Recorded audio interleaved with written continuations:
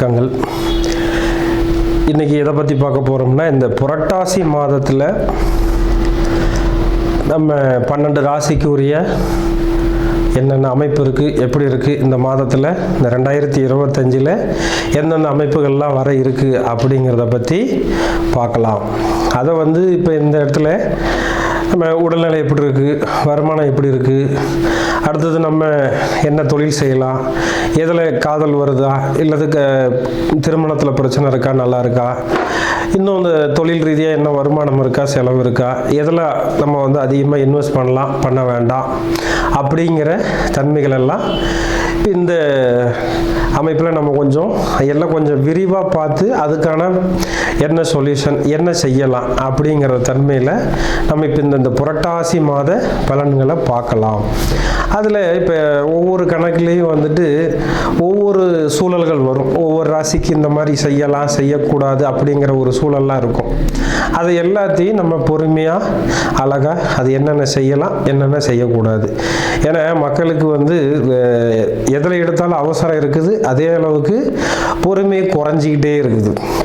அப்போ அந்த பொறுமையாக என்ன சொல்ல வரோம், அதில் இருக்கிற ப்ளஸ் ஆர் மைனஸ் என்ன, அதை தெரிஞ்சு அதை அனுபவப்படுத்தி அதை நீங்கள் உங்கள் லைஃப்பில் பொருத்தி அதை நல்ல ஒரு ஆழ்ந்த சிந்தனையோடு எடுத்துகிட்டு போய் அதை நீங்கள் சரியாக பயன்படுத்திக்கிறீங்கன்னா இந்த ராசி பலன் அந்த விஷயம் இருக்கு இல்லையா, அது மாத ராசி பலன். அப்போ இந்த மாதத்தில் நீங்கள் எதை செஞ்சால் சௌரியமாக இருக்கலாம், எதை செஞ்சால் கொஞ்சம் டிஸ்டர்ப் ஆகும் அப்படிங்கிறத பற்றி இப்போ நம்ம பார்க்கலாம். ராசி நேயர்களே, அன்பர்களே, அனைவருக்கும் வணக்கம். இந்த புரட்டாசி மாதம் 2025 உங்களுக்கு எப்படி இருக்குது அப்படின்னு பார்த்தீங்கன்னா, இந்த சிம்ம ராசியை பொறுத்த வரைக்கும் ஆசை அதிகமாக அதால் நிறைய தொல்லை வரப்போகிறதாக இந்த மாதத்தில் ஒரு சூழல் இருக்குது. அது என்னையா அப்படி இருக்குது அப்படின்னா, சிம்ம ராசிக்கு 11 குரு இருக்குது, 8 சனி, அஷ்டம சனி, 7 ராகு இருக்குது, 2 சூரியன் புதன், அதே மாதிரி லக்னத்திலேயே சுக்கிரனும் கேதுவும். இப்போ என்ன செய்யும், ஆசையை அதிகமாக உருவாக்குங்க. நம்ம அதை செய்யலாம், இதை செய்யலாம், அப்படி ஆயிடலாம், இப்படி ஆயிடலாம் அப்படின்னு அதில் ரொம்ப கவனமாக இருக்கணும். அதே மாதிரி 11 குரு இருக்கிறவங்களுக்கு ராகு திரிகோணத்தில் வந்துருச்சு அப்படின்னா 2ஆம் தாரம் கல்யாணம் பண்ணலான்னு நிறைய எண்ணப்படுவாங்க, அல்லது இருக்கிற மனைவி விட்டுட்டு ஓடி போயிடலாங்கிற எண்ணத்துக்கு வருவாங்க. 2ல் அந்த சிம்ம ராசிக்கு 2ல் சூரியன்னா குடும்பத்தில் ஏதாவது ஒரு தொல்லை வந்துக்கிட்டே இருக்கும்.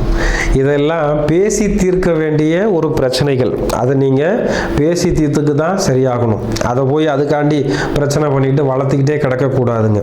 ஏன்னா இந்த காலகட்டத்தில் இந்த மாதத்தில் கோர்ட் ஸ்டேஷன் பிரச்சனையும் வரும். முடிஞ்ச அளவுக்கு தவிர்த்துக்க முடிவு பண்ணிக்கோங்க. வீட்டுக்காரமாவோ இல்லை நீங்களோ 2 பேருமே அனுசரணையாக இல்லைன்னா இந்த தொல்லை வர்றதுக்கும் ஒரு வாய்ப்பு இருக்குது. அப்போ இந்த கோர்ட்டு ஸ்டேஷன் பிரச்சனையோ மற்ற தொல்லைகளையோ இல்லாமல் பார்த்துக்கிறதுக்கு கொஞ்சம் முடிஞ்ச அளவுக்கு நீங்கள் முயற்சி பண்ணுங்கள். அந்த முயற்சி பண்ணுறது தான் சிறப்பாகவும் இருக்கும். அதை நீங்கள் ஃபாலோ பண்ணி தான் ஆகணும். ஏன்னா வார்த்தையை கடாமுடான்னு பேசுகிறதுங்க. இந்த சிம்ம ராசிக்கு 8ல் சனி அப்படின்னா பொதுவாக அந்த சனி 7ஆம் பார்வையை 2ஆம் இடத்தை உங்கள் சிம்ம ராசிக்கு 2ஆம் இடத்தை பார்க்கும். அப்போ வார்த்தை தவறாக போகும். அந்த வார்த்தையை நம்ம பேசும்போதே ஒரு சரியான அணுகுமுறையில் பேச மாட்டோம். எதுக்கு எடுத்தாலும் கோபம், டென்ஷன், ப்ரெஷர், அந்த மற்ற இடத்துல ஒரு சூழலில் வேலைக்கு போனோம், அங்கே ஒரு சூழல் இருக்குது அப்படின்னா இங்கே வீட்டில் காட்டுவோம், அங்கே கோச்சிட்டு இங்கே பேசுவோம். அதெல்லாம் கண்டிப்பாக வரக்கூடாது. ஏன்னு கேட்டிங்கன்னா, ஒவ்வொரு அமைப்பையும் நம்ம சரியாக புரிஞ்சு ஜோதிடமாக பார்க்காம அந்த புரிதலை நம்ம புரிஞ்சுக்கிட்டோம்னா ரொம்ப சௌகரியமாக அடுத்தடுத்து நம்ம லைஃப்பை கடந்து போகலாம். அது நீங்கள் சரியாகவும் பயன்படுத்திக்கலாம்.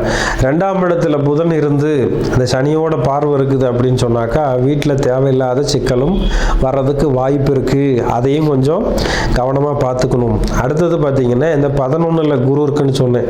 சிலருக்கு எல்லை மீறிய காதல் வரும். அதில் கொஞ்சம் கவனமாக பார்த்துக்குங்க. ஏன்னா ஒவ்வொரு சூழல்லையும் எல்லையை மீறினா என்ன கணக்கு, தனக்கு வயசுக்கு மூத்தவங்களோட அல்லது தனக்கு அது இணைய இல்லாத ஒருத்தரோட காதல் வரும் அப்படிங்கிற மாதிரி ஒரு சூழல் இருக்கும். அப்போ அந்த விஷயத்தில் மாட்டிக்கக்கூடாது. ஏன்னா இதில் நிறைய அனுபவத்தில் பார்க்குறப்ப இந்த சிம்ம ராசியில் இருக்கிறவங்க இப்போ அந்த சம்மந்தமாக நிறைய சிக்கலில் மாட்டியிருக்காங்க. அதை கொஞ்சனால தான் இன்னும் இந்த மாதத்தில் நீங்கள் தெளிவாக இருக்கிறது ரொம்ப நல்லதுங்க. இந்த மாதத்தில் அது குடும்பத்துக்குள்ளே பிரச்சனை வராமல் பார்த்துக்கிறது ரொம்ப நல்லது. அடுத்தது, பொதுவாக வேலை செய்கிற இடத்துல கொஞ்சம் சிக்கனமாக நீங்கள் அதை பக்குவமாக மெயின்டைன் பண்ணிக்கணும்.